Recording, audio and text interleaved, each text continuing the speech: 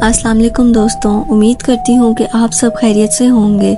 आज जो कहानी मैं आपको सुनाने जा रही हूँ वो एक पुराने आसेबज़दा घर की कहानी है। इस घर के मालिक मकान काफ़ी अरसा पहले दुबई शिफ्ट हो गए थे। घर की इमारत काफ़ी बड़ी थी और वो घर उनका ख़ानदानी घर था। उनकी काफ़ी नस्लें इसी घर में बड़ी हुई थीं। इन्होंने ये घर रेंट के लिए लगाया हुआ था। एक फैमिली ने ये घर इनसे रेंट पर ले लिया। उन्हें कुछ ही अरसा हुआ था इस घर में शिफ्ट हुए कि उन्हें इस घर में अजीब वाक़यात होते दिखाई देने लगे। वह सब फैमिली मेम्बर्स ये चीज़ें फील तो करते थे मगर एक दूसरे को बताते नहीं थे। वक्त गुजरता चला गया, वो एक खौफ अपने अंदर ही दुबाए गुजारा कर रहे थे। सबसे ज़्यादा भारी उनका वो ऊपर वाला कमरा था जो कि बंद रहता था इनके मालिक मकान के मुताबिक। उसी कमरे में इन्होंने अपने बच्चों का रूम सेट किया हुआ था। आज इनके सबसे बड़े बेटे की बर्थडे थी। उन्होंने अपने सब कज़न्स को घर पर इनवाइट किया हुआ था। सब कज़न्स जब जमा हो गए तो ऊपर बच्चों वाले रूम में बैठे थे।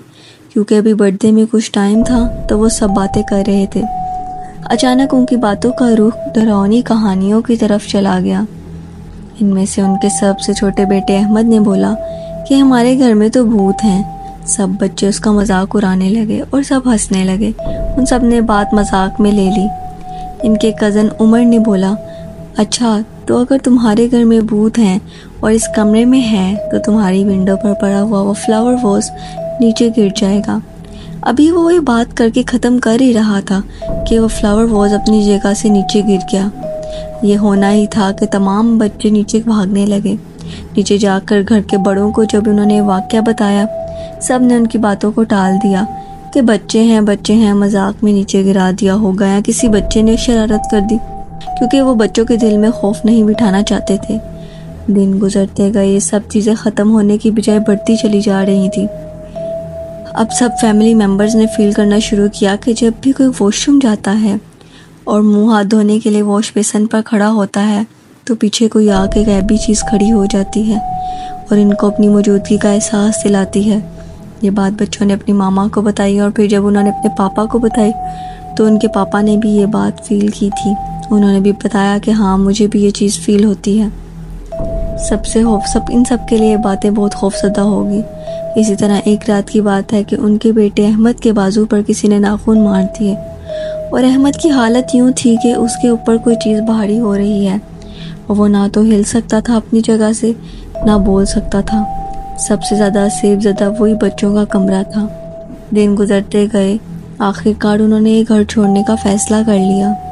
बहुत मुश्किल से नया घर ढूंढकर वो वहाँ शिफ्ट हो गए।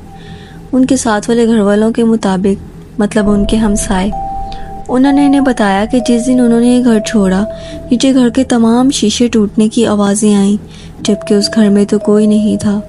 शायद आप लोगों ने भी दोस्तों सुना ही होगा, जिन्नात जब छोड़ते हैं तो वो अपनी निशानी ज़रूर दे के जाते हैं।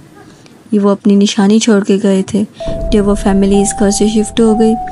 अब वो जिन्नात उस फैमिली के पीछे गए या उनका पीछा छोड़ दिया। अगर आप ये जानना चाहते हैं तो कमेंट्स में पार्ट 2 के लिए कमेंट ज़रूर करें, क्योंकि ये वाक़या मेरे बहुत अजीज़ और करीबी जानने वालों का है। अगर आप लोग भी पूरी कहानी सुनना चाहते हैं तो कमेंट करके मुझे ज़रूर बताएं। तब तक के लिए अपना ख्याल रखें और ये बात जानने के लिए आप लोगों के लिए मैं पार्ट 2 ज़रूर लेके आऊँगी, मगर इसके लिए आप लोग मेरी कहानी को लाइक करें और मेरे चैनल को ज़रूर सब्सक्राइब करें। तब तक के लिए अपना बहुत सा ख्याल रखें। अल्लाह हाफ़िज़।